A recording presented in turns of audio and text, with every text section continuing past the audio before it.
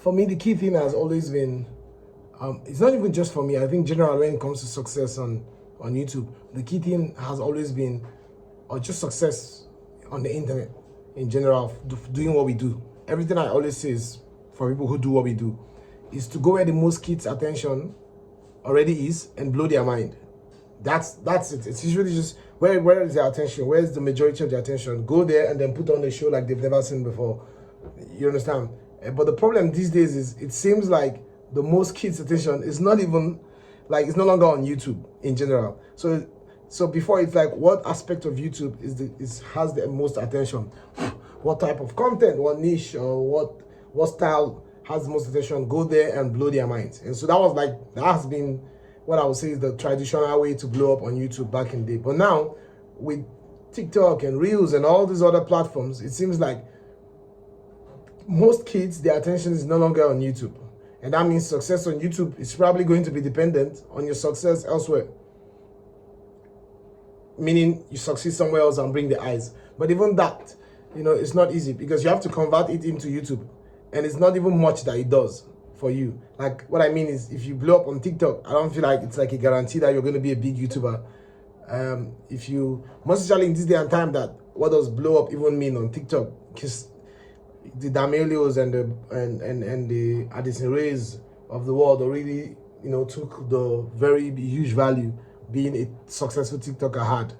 So there's not much converting you can even do, whether for shorts or Twitter, like, and even now, even before now, those platforms, sorry, let me read this.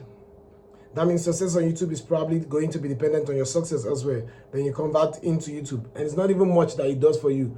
And even before now, that those platforms, and even before now, these platforms we have now, these short form platforms, they are not heavy on personality as Vine was back in the day. Yet even the Viners didn't convert easily. It wasn't all the Viners that had success. And those who did had to, put in so much work, on YouTube to make it work. Like Logan Paul was posting every day and stuff like that. So Vine itself didn't play the biggest role, but it gave them like that foundation to be able to now still work crazy hard. So I'm basically saying that, our platforms still don't even help us much.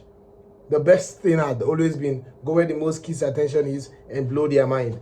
If there's a trend, jump on it and blow their mind. If there is a style, you understand, that has always been, like, before now, the way to succeed on YouTube. So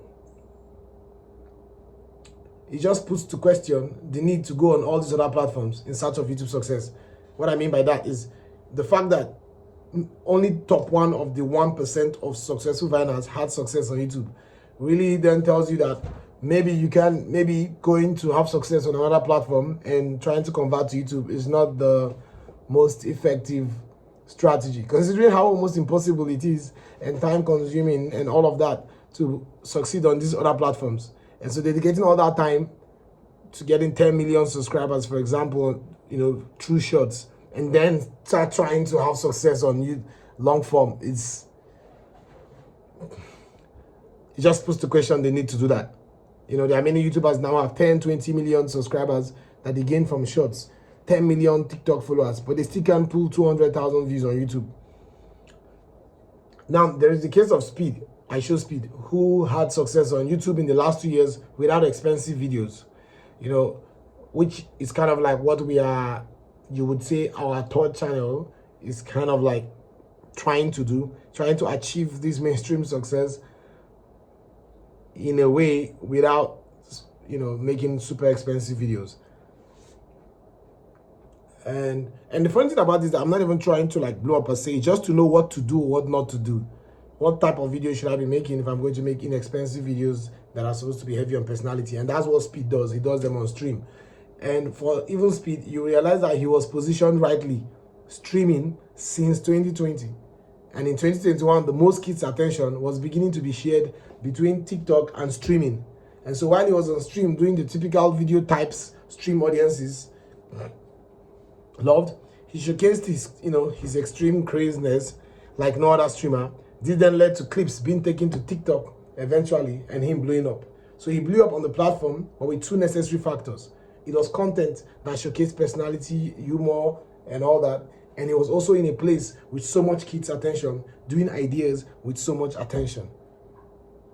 Which is exactly what I'm saying, that you need to go where the most attention is. And so whether deliberately or not, Speed was in a place where the most attention was in 2021, which was where one of the places with the most attention of kids in 2021, which was streaming. And so he went there and he put on a show like they've not seen before. So at the end of the day, a simple way to describe it would be old YouTube. You need to be able to make 100 videos, or let me put it this way, scratch that. So one, there's old YouTube. An example of a new YouTuber, one of the ways rather you can succeed, I forgot to say, sorry this is all choppy and stuff. The way to succeed in this day and time is one, old YouTube way, the traditional way, the way it's always been, which is go somewhere kids already are, and then do content kids already crave, and do it in ways they never imagined. That's been the traditional way, and in recent times, Speed is probably the only person that has truly had success doing that. But yeah, I believe with this formula, anybody can be successful if you're able to obviously live up to the expectations of the formula. Go somewhere the kids already are, and then do content the kids already crave, but do it in ways they never imagined. You know, it's like a footballer, you want the most eyes on you, go to a club that is already popular and show off your skills. You could be so good with football, but you're in some club that doesn't have mainstream attention, and so the world never truly knows, if that makes any sense. Is if you're so good and you really want to showcase your football skills to the world, your hope is that you get signed by a football team that the world already cares about, and then show them. So you want to go somewhere kids already are and do content that kids already crave. By somewhere, I mean platform. What platform are kids on right now the most? What entertainment platform are they on right now the most? You want to go there and do the kind of content they already crave, but do it in ways they never imagined. That was the old YouTube style. Speed proves that it still kind of works till now, even though, yeah, it still works. And it cannot not work. It's just psychological. If you go to where people are and do something they want to see in the way they've never imagined, that's it. You have success doing that. Then there's the new YouTube, formula, which popularized by Mr. Beast, pioneered even by Mr. Beast. And that's to go where the kids already are, then do record-breaking content.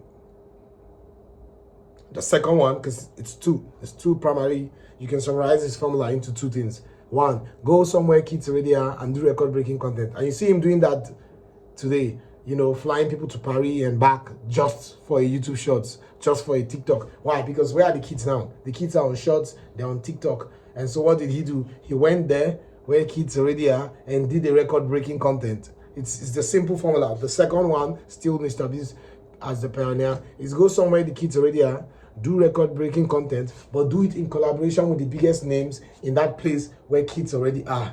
And he's doing that on Shorts right now. He's doing that on Instagram. He's doing that on TikTok right now. He's collaborating with some of the biggest names on these other short-form platforms while doing record-breaking content.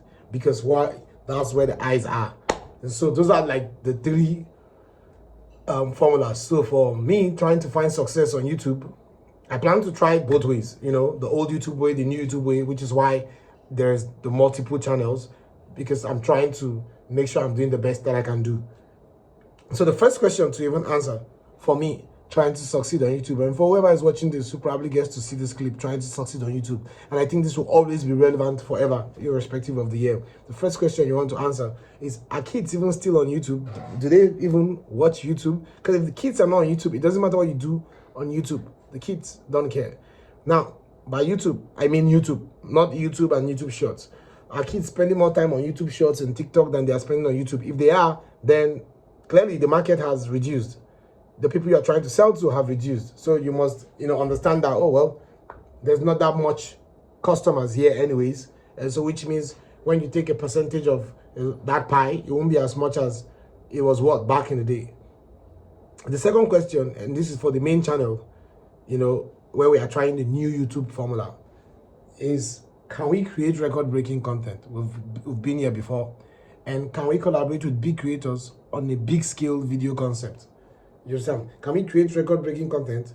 And can we collaborate with big creators on a video that is record-breaking or just generally you know, a very high effort video? Those are the two questions you need to ask. And you need to, if you can make videos that break record or collaborate with big creators, like 20 is little, 50 to 100 times is your target. You do that and that's it. You're officially in, you know, and that's very difficult to do. The third question is for the other channels, you know, the second and third channels, which is where I'm hustling the old YouTube. The question there is, what content are kids craving on YouTube right now? And can we do them in ways they never imagined? Because basically that's the old YouTube format. So those are the two questions. Not two, three questions with subsection of questions. That's about 5 questions on my mind. You know, are kids even still on YouTube? Do they really prioritize YouTube for entertainment?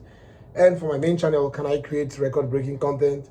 And can I create record-breaking content that is also in collaboration with big creators? Until I do this, I know that I'm very likely, to the best of my knowledge, and my knowledge might be limited, I know that, you know, I wouldn't seek success, because what the evidence presented so far is that that's how you get success. The other channels, as for the other channels, and so I'm not posting any video there if it's not record breaking or it's not in collaboration with a massive creator around a big scale concept, which means I don't know when I'll ever post there. Even though I'm trying to explore doing that through animations and see if the topic still carries the same value if I'm animating versus being there. That's a whole different talk, a different video has shown that. But the more pressing issue now is, what contents are kids craving on YouTube right now, and can I do them in ways the kids never imagined? That's the question in my mind. Thank you for checking in today, and